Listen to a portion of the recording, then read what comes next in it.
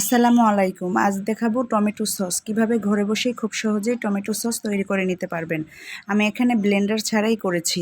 টমেটোটা কুচি করে সিদ্ধ করে তারপরে চালনি দিয়ে চেলে নিয়েছি। আপনারাও চাইলে এভাবে করতে পারেন। আর সবার ঘরেই যে ব্লেন্ডার আছে এমন কোনো কথা নয়, তাই আমার রেসিপিটি অনুসরণ করতে পারেন। ব্লেন্ডার ছাড়াও খুব সুন্দর সস তৈরি করা যায়। আর ঘরে বসে খাবার সাধারণত স্বাস্থ্যসম্মত। দিয়ে দিচ্ছি পরিমাণ মতো চিনি। মিষ্টিটা বেশি হলেও ভালো লাগবে না, আবার কম হলেও ভালো লাগবে না, স্বাদ মতো দিয়ে দিবেন। তারপর নেড়েচেড়ে যখন চিনি গলে আসবে, একে একে অন্যান্য উপাদানগুলিও আমি মিশিয়ে ফেলবো। আর আমার উপকরণেরটা যতই হোক, ঘরেরটাই আলাদা একটা মজা। দিয়ে দিচ্ছি স্বাদ মতো মরিচের গুঁড়া, একটু ঝাল স্বাদ আসার জন্য। আবার এটা নেড়েচেড়ে দিব যতক্ষণ না মিশে যায়। মিশে যাওয়ার পর্যন্ত নাড়তে থাকবো এবং ঘন ঘনই নাড়তে থাকবো যাতে নিচে না লেগে যায়।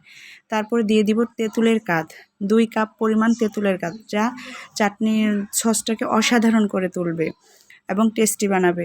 দিয়ে দিলাম স্বাদ মতো লবণ।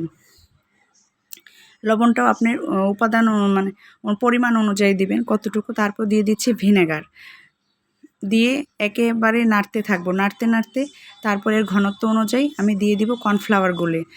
কর্নফ্লাওয়ারটা গুলে আমি দেখব ঘনত্বটা ঠিক রয়েছে কিনা। আর এভাবেই হয়ে যাবে আপনার সসটি।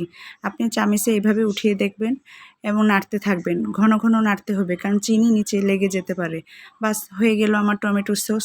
দেখেন ঘনত্বটা অসাধারণ এবং খেতেও খুব টেস্টি, যা স্বাস্থ্যসম্মত। আর ফুড কালারটা আপনারা চাইলেও মেশাতে পারেন, না চাইলেও মেশাইতে পারেন। আমি কিন্তু মিশাইনি, তারপরেও অসাধারণ কালার এসেছে। আল্লাহ হাফেজ।